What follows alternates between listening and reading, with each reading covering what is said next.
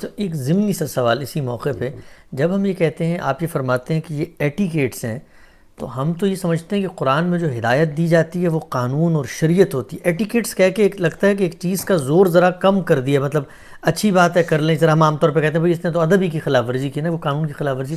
Etiquettes کہاں سے یہ برآمد کیا آپ نے؟ نہیں دیکھیے، ایٹیکیٹس تو نوعیت ہے، یعنی مثال کے طور پر عبادت ہے، تو عبادت ایک صنف کا نام ہے۔ جی، اللہ کے سامنے آپ جھک رہے ہیں، وہ نفل بھی ہوتی ہے، وہ فرض بھی ہوتی ہے۔ اسی طرح آداب ہیں، آداب لازم بھی ہوتے ہیں کہ ان کو اللہ تعالیٰ کہہ رہے ہیں کہ اختیار کرنا ہے، وہ مستحب بھی ہوتے ہیں۔ تو آداب ایک صنف ہے، ٹھیک ٹھیک، بڑا یعنی اہم کیا نکتہ۔ ایٹیکیٹس ہیں۔ اب مثال کے طور پر دیکھیں نا، ایک ہے کہ بھئی گھروں میں جانے وانے کے ایٹیکیٹس کیا ہیں ہمارے موجودہ معاشرے میں۔ ایک یہ ہے کہ فلاں کلب ہے، اس میں جانے کے لیے یہ آداب ہیں، جوتے وہاں تو آپ کو داخل نہیں ہونے دے گا کوئی آدمی، اچھا، وہاں فرض ہو جائیں گے۔ بالکل تو ٹھیک۔ آداب کا لفظ بولنے کا مطلب یہ نہیں ہے، جی، آداب کا لفظ بولنے کا مطلب یہ ہے کہ یہ در حقیقت یعنی ملنے جلنے کے طریقے ہیں جو اللہ تعالیٰ نے بتائے ہیں، ان میں کیا ضروری ہے کیا ضروری نہیں ہے وہ بات کی بحث ہے۔ ٹھیک۔ تو بات کہاں سے شروع ہوئی؟ اب دیکھیے، یا ایھا الذین آمنوا لا تدخلوا بیوتا غیر بیوتکم حتی تستانسوا وتسلموا الی اہلہا۔ گھروں میں جاؤ، یعنی پہلی بات تو یہ ہے کہ یہ کوئی طریقہ ہی نہیں ہے کہ آپ اٹھے اور جیسے گلی میں جا رہے ہوتے ایسے گھر میں داخل ہو گئے۔ یہ استئذان ہے، یعنی اجازت لینے کے کیا آداب ہیں، یہاں سے بات شروع کی ہے۔ تو گھروں میں جب بھی جاؤ تو تعارف پیدا کرو پہلے، اچھا گھر والوں کو سلام کرو، وَتُسَلِّمُوا عَلَىٰ أَهْلِهَا ذَلِكُمْ خَيْرٌ لَكُمْ لَعَلَّكُمْ تَذَكَّرُونَ۔ یہی طریقہ تمہارے لیے بہتر ہے تاکہ تمہیں یاد دہانی حاصل رہے۔ یہ دیکھ رہے ہیں قرآن نے کیا کیا ہے، یعنی یہی طریقہ تمہارے لیے بہتر ہے۔ معلوم ہو گیا کہ یہاں استحباب زیر بحث ہے، یعنی لازم نہیں ہے۔ یہ لازم نہیں ہے، غلطی ہو سکتی ہے، لیکن اللہ نے اسے ہدایت کر دی ہے۔ اس پہلو سے لازم ہے کہ بندہ اللہ کے حکم کو کیسے نظر انداز کرے۔ اللہ کی ہدایت ہے، ہدایت کی نوعیت کیا ہے؟ وہ یہ تمہارے لیے بہتر ہے تاکہ تمہیں یاد دہانی حاصل رہے۔ اس پر دیکھیے میں نے ایک نوٹ لکھا ہے، مطلب یہ ہے کہ ایک دوسروں کے گھروں میں جانے کی ضرورت پیش آ جائے تو بے دھڑک اور بے پوچھے اندر داخل ہونا جائز نہیں ہے۔ اس طرح کے موقعوں پر ضروری ہے کہ آدمی پہلے گھر والوں کو اپنا تعارف کرائے، جس کا شائستہ اور مہذب طریقہ یہ ہے کہ دروازے پر کھڑے ہو کر سلام کیا جائے۔ یعنی یہ طریقہ تھا، یہ گھنٹیاں تو نہیں تھیں نا اس وقت، دروازے کے کواڑ بھی نہیں تھے کہ آپ بجا لیں۔ عام طور پر تو دروازے اس طرح لگے ہوئے ہی نہیں تھے دیہاتی معاشرے میں، تو سلام کریں آپ آواز ہی دیں گے نا، تو اس کا طریقہ یہ بتایا گیا۔ اس سے گھر والے معلوم کر لیں گے کہ آنے والا کون ہے، کیا چاہتا ہے، اور اس کا گھر میں داخل ہونا مناسب ہے یا نہیں۔ جب آپ تعارف کرائیں گے کہ میں فلاں ہوں، اس مقصد کے لیے آیا ہوں، اس کے بعد اگر وہ سلام کا جواب دیں اور اجازت ملے تو گھر میں داخل ہو، ورنہ واپس ہو جائے۔ یعنی جو ادب سکھایا گیا وہ یہ کہ یہ ضروری نہیں ہے کہ آگے سے آپ سے کہا جائے کہ اس وقت ملنے کا ارادہ نہیں ہے، خاموش ہو جائیں، بس آپ سلام کریں گے واپس ہو جائیں گے۔ نبی صلی اللہ علیہ وسلم نے، اب دیکھیے حدیث کا کیا تعلق ہوتا ہے قرآن سے۔ قرآن مجید نے کیا کہا کہ تم تعارف پیدا کرو اور سلام کرو گھر والوں کو جب بھی جاؤ، یہ طریقہ ہے وہاں جانے کا۔ آگے یہ کہا تھا فَإِن لَمْ تَجِدُوا فِيهَا أَحَدًا فَلَا تَدْخُلُوهَا حَتَّى يُؤْذَنَ لَكُمْ۔ پھر اگر وہاں کسی کو نہ پاؤ تو ان میں داخل نہ ہو جب تک کہ تمہیں اجازت نہ دی جائے۔ اچھا، یعنی جب تک گھر والے باقاعدہ طریقے سے اجازت نہ دے دیں اس وقت تک تم گھر میں داخل نہ ہو۔ وَإِن قِيلَ لَكُمْ ارْجِعُوا فَارْجِعُوا هُوَ أَزْكَىٰ لَكُمْ وَاللَّهُ بِمَا تَعْمَلُونَ عَلِيمٌ۔ اور اگر تم سے کہا جائے کہ لوٹ جاؤ تو لوٹ جاؤ، یہی طریقہ تمہارے لیے پاکیزہ ہے۔ سبحان اللہ۔ اور یاد رکھو کہ جو کچھ تم کرتے ہو اللہ اسے خوب جانتا ہے۔ یعنی ابتدا کہاں سے ہوئی ہے؟ استئذان سے۔ گھر میں جانے سے روکا نہیں جا رہا، ملنے ملانے سے روکا نہیں جا رہا۔ گھروں میں جب تم جاؤ گے، داخل ہوگے، تو تمہیں پہلے سلام کرنا چاہیے، تعارف کرنا چاہیے۔ نبی صلی اللہ علیہ وسلم نے اس حکم کی وضاحت میں فرمایا کہ اجازت کے لیے 3 مرتبہ پکارو، اگر تیسری مرتبہ پکارنے پر بھی جواب نہ ملے تو واپس چلے جاؤ۔ اس کی پھر بہت دلنواز روایتیں ہیں بعض، یعنی خود رسالت میں آپ صلی اللہ علیہ وسلم کسی سے ملنے کے لیے گئے، آپ نے سلام کیا، جواب نہیں آیا، دوسری بار کیا، جواب نہیں آیا، تیسری بار کیا، جواب نہیں آیا، آپ لوٹنے کے قریب تھے تو صحابی دوڑتے ہوئے اندر سے آئے اور آ کر لپٹ گئے. تو آپ نے فرمایا جواب نہیں دیا. تو انہوں نے کہا کہ میں اصل میں آپ کیا جانتے ہیں, آپ سلام کر رہے تھے, سلام ظاہر دعا ہے, تو میں کہتا تھا اور کریں اور کریں. تو اس طرح کے معاملات آگے پیش. اسی طرح آپ کا ارشاد ہے کہ اجازت عین گھر کے دروازے پر کھڑے ہو کر اندر جھانکتے ہوئے نہیں مانگنی چاہیے, اس لیے کہ اجازت مانگنے کا حکم تو دیا ہی اس لیے گیا ہے کہ گھر والوں پر نگاہ نہ پڑے, مقصد ہی فوت ہو جائے گا. اب آپ ادھر ادھر سے جھانک رہے ہیں, اندر دیکھ رہے ہیں. یہ ہمارے دروازے نہیں تھے نہ یہ گھر تھے اس طرح کے. تو یہ ایک دیہاتی زندگی کا آپ تصور ذہن میں لائیں تو یہ پہلی ہدایت ہے, یعنی جو بات کہی گئی وہ یہ ہے. اچھا اب آگے چلیے. اس میں ظاہر ہے کہ جو قرآن مجید کا عام طریقہ ہے کہ وہ درمیان میں توجہ دلاتا ہے, بہتری بتاتا ہے, اللہ تعالیٰ کے حکم کی حکمت بتاتا ہے. ان میں سے بعض چیزیں ایسی ہیں کہ جن کی وضاحت ہونی چاہیے, لیکن وہ وضاحت میں نے اپنی تفسیر میں کر دی. یہ میری اپنی تفسیر ہے البیان, جس سے میں آپ کو پڑھ کے سنا رہا ہوں. تو ارشاد فرمایا کہ اس طریقے سے. اچھا اب دیکھیے, اب چونکہ لفظ استعمال کیا نا, الگ الگ الفاظ ابھی وجود میں نہیں آئے. یعنی آج آپ الگ الفاظ بہت سے ایجاد کر چکے ہیں. یہ سرائے ہے, یہ ہوٹل ہے, یہ ریستوران ہے, یہ دفتر ہے. تو وہاں تو بیت کا لفظ ہے, عربی زبان تو ایک سادہ دیہاتی زندگی میں ہے. تو قرآن مجید نے یہاں کمال یہ کیا کہ ایک صفت کا اضافہ کر کے اب حکم کو آگے بڑھایا. وہ آگے کیا ہے؟ لیسا علیکم جناح ان تدخلوا بیوتا غیر مسکونۃ فیہا متاع لکم. اس میں البتہ تم پر کچھ گناہ نہیں کہ ایسے گھروں میں داخل ہو جن میں تمہارے لیے کوئی منفعت ہے اور وہ رہنے کے گھر نہیں ہیں. یعنی عمارتیں دو طرح کی ہوں گی نا, ایک وہ جس میں مرد عورتیں رہتے ہیں جیسے ہمارے گھر ہوتے ہیں, اور ایک یہ ہے کہ وہ جگہیں ہیں کہ جن جگہوں میں لوگ رہتے نہیں ہیں لیکن فیہا متاع لکم, ان میں بھی کچھ کام کے لیے جانا ہوتا ہے, ان میں بھی کچھ ضرورتیں متعلق ہوتی ہیں. وہ کیا جگہیں ہو سکتی ہیں؟ اس پر میں نے لکھا ہے آیت میں اس کے لیے بیوتن غیر مسکونہ کے الفاظ استعمال ہوئے ہیں, یعنی ہوٹل, سرائے, مہمان خانے, دکانیں, دفاتر, مردانہ نشست گاہیں وغیرہ. ان میں اگر کسی منفعت اور ضرورت کا تقاضا ہو تو آدمی اجازت کے بغیر بھی جا سکتا ہے. یعنی جو آپ کے رہنے کے گھر ہیں وہاں پر یہ کہا گیا کہ اجازت لے کے جاؤ. ایسے وضاحت کرتا ہے اللہ تعالیٰ جب کوئی بات کرتا ہے. یعنی وہ لفظ ایک بولا اور اس سے کائنات کے تمام غیر بیوت کو اس میں شامل کر دیا. اس میں یہ سب چیزیں, اجازت لینے کی جو پابندی اوپر عائد کی گئی ہے وہ ان جگہوں سے متعلق نہیں ہے. تو قرآن مجید نے یہاں کیا کیا کہ جو آپ کے ہاں رہنے سہنے کی جگہیں ہوتی ہیں دو حصوں میں تقسیم کر دیا. ایک وہ کہ جہاں آپ بستے ہیں, جو آپ کا گھر ہے, اور ایک وہ جگہیں جن جگہوں پر آپ کسی مقصد سے جاتے ہیں, وہاں منفعت ہوتی ہے. یعنی وہ دفتر ہے تو اس مقصد سے جائیں گے, ہوٹل ہے تو اس مقصد سے جائیں گے, کوئی مردانہ نشست گاہ جیسے ہمارے ہاں ہمارے بعض علاقوں میں حجرے ہوتے ہیں, وہاں مردی ہوتے ہیں, یا عورتیں بھی اگر ہوتی ہیں مثال کے طور پر کہیں کام کرنے کے لیے, تو وہ ایسی جگہ نہیں ہوتی کہ جس میں گھر کا ماحول ہو اور اس چار دیواری کی حفاظت مقصود ہو. تو یہ چیز وہاں پیش نظر نہیں ہوتی. تو دو حصوں میں قرآن نے تقسیم کیا. ایک وہ ہے کہ رہنے کے گھر ہیں, اور دوسرے بیوتن غیر مسکونہ, جو رہنے کے گھر نہیں ہیں.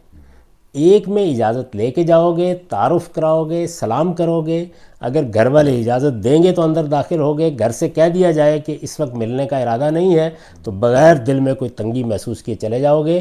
ہوا ازکا لکم, یہی بہتر راستہ ہے, یہی پاکیزگی کا طریقہ ہے. تو یہاں سے بات شروع کی گئی. یہاں صاحب ایک لفظ یہاں پہ آپ نے اسکا کا لفظ کہا, آپ نے وہاں گفتگو کرتے ہوئے کہا تھا کہ سارے احکام کو تزکیے سے جوڑے. یہاں قرآن مجید خود اپنے احکام کو دین کا جو پورا نصب العین ہے جو آپ بتا رہے تھے اس سے جوڑتا چلا جا رہا ہے. میرے علم میں تو کوئی ایک جگہ نہیں ہے. قرآن مجید بالکل ایک, جسے کہتے ہیں نا, ہمارے ہاں بدقسمتی ہوئی ہے, ہم چونکہ روایتوں کے عادی ہیں تو ہم بکھری ہوئی چیزوں کو دین سمجھتے ہیں. وہاں تو پہلے بنیاد واضح کی گئی ہے کہ ہدف کیا ہے, جنت جانے کے لیے کرنا کیا ہے, تزکیہ, پاکیزگی. پاکیزگی کن کن دائروں میں ہوگی, اور حکم دیا جا رہا ہے یا ہدایت کی جا رہی ہے یا کسی چیز کا پابند کیا جا رہا ہے, کسی چیز کو حرام کیا جا رہا ہے, تو وہ اس اصل مقصد سے کس طرح جڑتی ہے.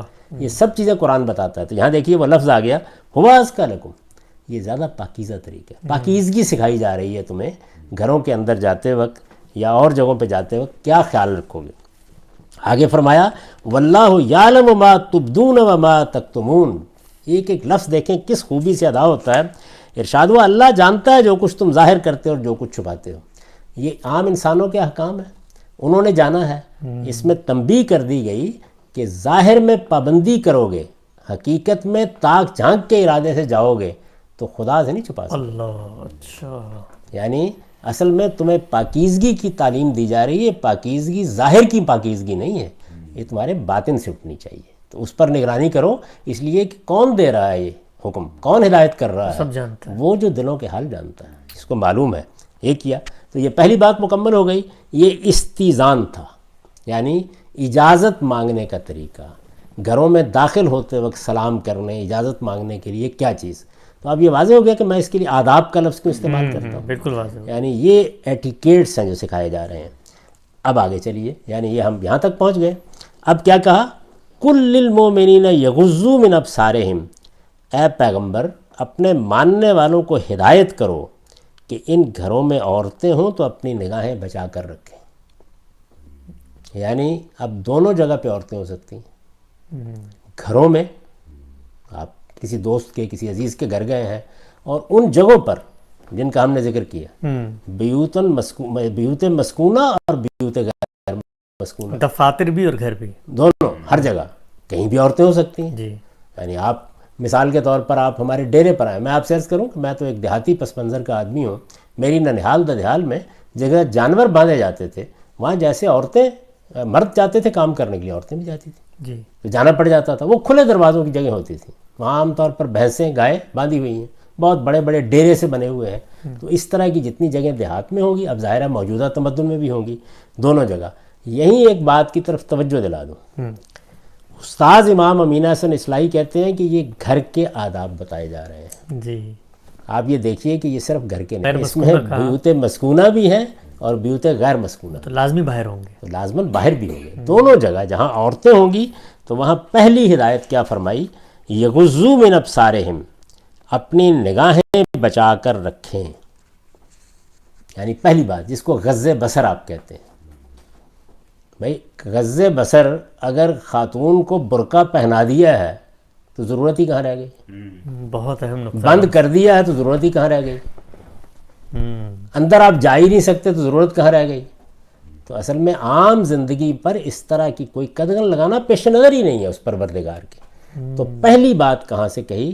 ان مردوں سے کہو جو ایمان لے آئے ہیں، آپ کو مانتے ہیں، کہ اپنی آنکھوں پر پیرا بٹھائیں. یعنی لازماً دیکھیں گے اور پھر پیرا بٹھائیں. سامنے ہوں گی، دیکھیں گے تبھی ہوگا نا، ملنا ہوگا، بات کرنی ہوگی. یعنی آپ دفتر میں گئے ہیں، وہاں کوئی خاتون کام کر رہی ہے، گھر میں ہیں وہاں کوئی خاتون کام کر رہی ہے، کہیں باہر ہیں تو وہاں کوئی چرواہی ہے جو بھیڑ بکریاں چرا رہی ہے، کوئی خاتون اپنے کھیتوں میں کام کرنے کے لیے آئی ہوئی ہے. اس پوری زندگی کو سامنے رکھیں اور پھر رکھ کر دیکھیں کہ اس میں پہلی ہدایت کیا؟ یہی تو ہونی چاہیے تھی. یعنی گھر ہے تو اجازت لے کے جاؤ، اور نگاہ پڑنے کا مرحلہ آ گیا ہے تو غض بصر سے کام لو. اب غض بصر کیا ہے؟ یعنی یہ جو نگاہیں ہیں، نگاہوں میں حیا ہو اور مرد و عورت ایک دوسرے کے حسن و جمال سے آنکھیں سینکنے، خط و خال کا جائزہ لینے اور ایک دوسرے کو گھورنے سے پرہیز کریں تو اس حکم کا منشا یقیناً پورا ہو جاتا ہے. غض بصر کا مطلب یہ نہیں ہے کہ آپ کی نگاہیں پاؤں میں ہونی چاہیے اور ٹھوکر کھا کے گر جائیں، ٹھوکر کھا کے گریں گے. نہیں، غض بصر اصل میں آنکھوں کے دیکھنے کے انداز پر پابندی. اچھا. تو اس کو بیان کیا میں نے، اور یہ دوسرے اہل علم بھی اس کو ایسے ہی بیان کرتے ہیں. حد یہ ہے کہ مولانا سید ولی اللہ صاحب مودودی جو ہر وقت برقع پہنانے پر اصرار کر رہے ہیں، وہ بھی غض بصر کا یہی مطلب بیان کرتے ہیں، اس لیے کہ غض بصر عربیت کی روح سے اس کے علاوہ کسی اور معنی میں ہو نہیں سکتا. تو کیا مقصود ہے؟ یہ دیکھیے، پھر نگاہوں میں حیا ہو اور مرد و عورت ایک دوسرے کے حسن و جمال سے آنکھیں سینکنے، خط و خال کا جائزہ لینے اور ایک دوسرے کو گھورنے سے پرہیز کریں. یہ بری نگاہ ہے، بد نگاہی سے آپ بچائیں گے اپنے آپ کو. تو اس حکم کا منشا یقیناً پورا ہو جاتا ہے، اس لیے کہ اس سے مقصود نہ دیکھنا یا ہر وقت نیچے ہی دیکھتے رہنا نہیں ہے. یہ عربیت کی روح سے اس کا مطلب یہی ہے. اس سے مقصود نہ دیکھنا یا ہر وقت نیچے ہی دیکھتے رہنا نہیں ہے، بلکہ نگاہ بھر کر نہ دیکھنا اور نگاہوں کو دیکھنے کے لیے بالکل آزاد نہ چھوڑ دینا ہے. یہ مطلب ہے اس کا.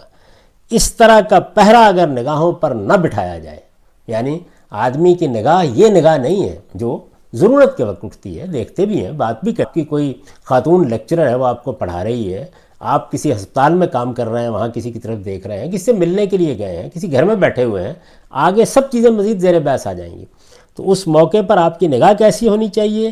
وہ خط و خال کا جائزہ لینے والی نہیں ہونی چاہیے، وہ تاڑنے والی نہیں ہونی چاہیے، وہ گھورنے والی نہیں ہونی چاہیے، وہ ایک سادہ نگاہ ہونی چاہیے جیسی ہماری اپنی ماں بہنوں پر بھی اٹھتی ہے. تو یہ نگاہ ہے جس کی تلقین کی گئی.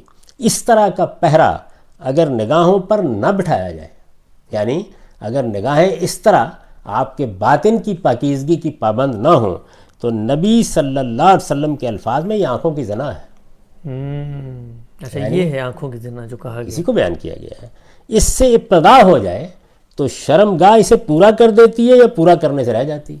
یعنی پہلے فقط نگاہ سے ہوتا ہے فیصلہ دل کا، وہاں سے بات شروع ہوتی ہے. چنانچہ یہی نگاہ ہے جس کے بارے میں رسول اللہ صلی اللہ علیہ وسلم نے لوگوں کو نصیحت فرمائی ہے کہ اسے فوراً پھیر لینا چاہیے. یہ نگاہ ہے. آپ بد نگاہ ہو گئے ہیں تو پھر نگاہ پھیر لیجئے. آپ کا باطن اس ظاہری نگاہ کی کیفیت پر پابندی نہیں لگا سکا تو پھر نہ دیکھیے. تو حضور نے بڑی اعلیٰ بات کہی ہے. اگر آپ غور کریں ایسے روایتوں کو سمجھتے ہیں، یعنی قرآن ایک فریم طے کرتا ہے، ایک آپ کو کانسیپٹ دیتا ہے، اس کے اپلائیڈ معاملات میں وضاحت کرتے ہیں. تو پہلی بات یہ واضح ہو گئی. یہاں بھی ہم سب یہ دیکھیں کہ جب یہ کہا آپ نے فرمایا، اس نقطہ نظر کی تردید کی کہ یوں نہیں ہے کہ نظریں جھکا کے آپ چلتے رہیں اور ٹھوکر کھا کے گر جائیں. جو ہدایت قرآن نے دی ہے وہ تزکیے کے ساتھ اٹیچ ہوتی ہے کہ نظر تاڑنے والی نہ ہو. لیکن اگر اس سے ہم یہ حکم برآمد کریں کہ حکم ہی نیچے دیکھے چلنے کا دیا تو اس میں تو تزکیے کے ساتھ کوئی اٹیچمنٹ نہیں ہوتی، یعنی وہ اصل بات ہی ختم ہو جاتی ہے اور اس سے ایک مزے کا خیز صورت پیدا ہو جاتی ہے. تو قرآن مجید کو اس کی عربیت کا لحاظ کر کے، یعنی جملہ کیا ہے، لفظ کیا استعمال کیا گیا ہے، اگر وہی بات کہنی ہوتی کہ تم نگاہیں ہی اپنی زمین پر گاڑ لو تو الفاظ ہی بالکل مختلف ہوتے. یعنی نگاہوں میں ایک پستی پیدا کرو، وہ حیا کی پستی ہے. لیکن اگر وہ حیا کی پستی نہیں پیدا ہوئی اور آنکھیں گاڑ دی ہیں، جیسے کہ وہ مشہور واقعے میں ہے، حضور نے وہی پھیر دیا ایک آدمی کا، تو وہ کیا ہے؟ وہ اصل میں وہ نگاہ ہے جس سے روکا گیا ہے. جب وہ نگاہ آپ نے پڑتی دیکھی تو پھر آپ نے کہا کہ پھیر لو اس بات کو. تو یہ پہلی بات فرمائی. اچھا، اب اس کے بعد دوسری بات کیا کہی؟ وَيَحْفَظُوا فُرُوجَهُمْ. ذہن میں رہے یہ مسلمان مردوں کو خطاب کیا جا رہا ہے ابھی. اچھا، اگر یہ آگے عورتوں کو الگ خطاب نہ کیا جاتا تو خطاب دونوں کے لیے ہو جاتا. عربی زبان کا یہ اسلوب یاد رکھیے کہ جو اسالیب دونوں کے لیے ہوں گے یا عام ہوں گے وہ عام رہیں گے، الا یہ کہ کوئی تخصیص آ جائے.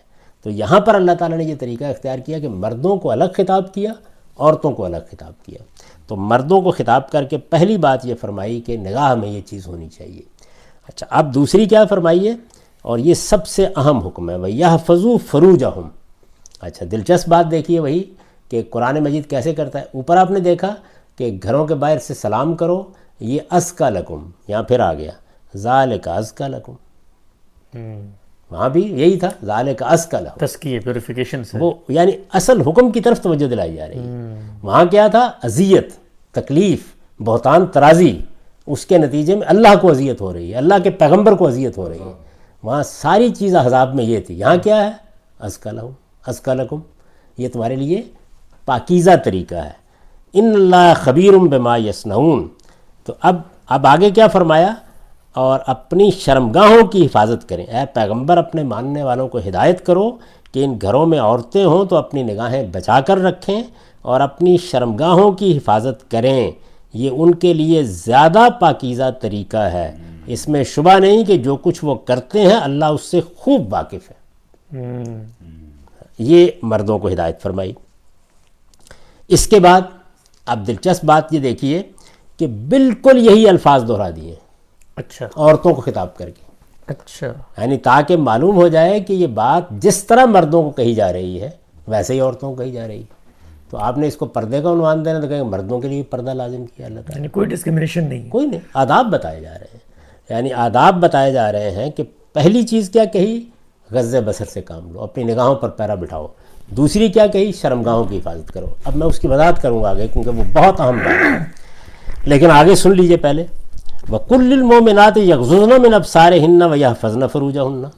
اور ماننے والی عورتوں کو ہدایت کرو کہ وہ بھی اپنی نگاہیں بچا کر رکھیں اور اپنی شرمگاہوں کی حفاظت کریں۔ تو گویا دو باتیں کہیں، غض بصر، حفظ فروج۔ غض بصر نگاہوں میں پستی پیدا کرنا، نگاہوں کو بچا کر رکھنا، یعنی بد نگاہی سے بچ کے رہنا، ٹھیک، ایک، اور دوسرے کیا ہے، شرمگاہوں کی حفاظت کرنا۔ مردوں کو بھی کہا، عورتوں کو بھی کہا۔ اب شرمگاہوں سے حفاظت کرنے کی یہ کیا تعبیر ہے؟ تو آپ یہ دیکھیے، غور کیجئے اس بات کے اوپر کہ شرمگاہوں کو ڈھانپ کر رکھنا نہیں کہا، حفاظت کرنا، یعنی یہ نہیں ہے کہ آپ چند پتے جو ہیں اس کے اوپر رکھ لیں، نہیں، شرمگاہوں کی حفاظت کرنی ہے۔ شرمگاہوں کی حفاظت کرنا ایک بہت ہی جامع تعبیر ہے اصل میں اس سارے کلچر کی جو پیدا ہو جاتا ہے اس کے فوراً بعد، اگر آپ اس کو اس کی روح میں سمجھ لیں۔ چونکہ احکام پیدا کہاں سے ہوئے ہیں، یہ آداب کیوں سکھانے ضروری ہو گئے ہیں؟ اس لیے کہ سوسائٹی کے اندر زنا کی طرف میلانات کا خاتمہ کیا جائے۔ تو اب شرمگاہ آ گئی، جی، یعنی شرمگاہیں کیا ہیں؟ اندیشے کی سب جگہیں۔ لفظ بھی وہ استعمال کیا ہے کہ جو اصل میں بہت تعمیم رکھتا ہے اپنے اندر، اندیشے کی جگہوں کی حفاظت کرو۔ مقصود ظاہر ہے وہی ہے کہ جن میں جنسی خواہش یا جنسی میلان یا جنسی کشش ہو سکتی ہے، تو ان کی حفاظت کرو۔ حفاظت کرنے کا لفظ جب آپ استعمال کر رہے ہیں تو یہ محض ڈھانپنا نہیں ہے، بلکہ وہ جو باطن کا میلان پیدا ہوتا ہے وہ بھی نہ ہو، اور ہر وہ جسم کا حصہ جو اس جانب لے جانے کا باعث بن رہا ہے اسے ڈھانپ لو۔ تو اب گویا کیا ہوا، آپ کو بتایا گیا کہ اصل مقصود کیا ہے اور اس کا اطلاق آپ نے کیسے کرنا ہے، یہ چھوڑ دیا گیا، اس لیے کہ انسان بہت اچھی طرح سمجھتا ہے ہر کلچر میں اس کی نوعیت بالکل الگ ہو جائے گی، لیکن لباس کے جتنے آداب پر آپ گفتگو کرتے ہیں اصل میں وہ حفظ فروج کی سادہ تعبیر کے اندر چھپے ہوئے ہیں۔ شرمگاہوں کو حفاظت کرنا، یعنی اصل میں لباس کا ایک پہلو تو وہ ہے نا کہ وہ آپ کے لیے زینت کا باعث بنتا ہے، یعنی آپ لباس اس لیے پہنتے ہیں کہ آپ اچھے لگیں، یہ پہلو تو ظاہر ہے کہ یہاں موضوع نہیں ہے، لیکن لباس کا ایک دوسرا پہلو یہ ہے کہ باطن میں کیا ہے، زنا کا، بدکاری کا میلان نہ پیدا ہو۔ یہ آپ جانتے ہیں کہ وہ میلان جہاں سے شروع ہوتا ہے وہ نگاہ ہے، پھر وہ ظاہر ہے کہ دل کی کیفیات کی طرف منتقل ہوتا ہے، پھر انسان کے جذبات میں ایک خاص طرح کا ہیجان پیدا کرتا ہے، پھر اس کے بعد کچھ آپ کے اعمال سے چیزیں سرزد ہونا شروع ہو جاتی ہیں، یعنی اس میں یہ چیز بھی ہوتی ہے کہ ان اعضاء کو نمایاں کیا جائے جب یہ خواہش پیدا ہوتی ہے جو دوسرے کے لیے باعث کشش ہو سکتے ہیں۔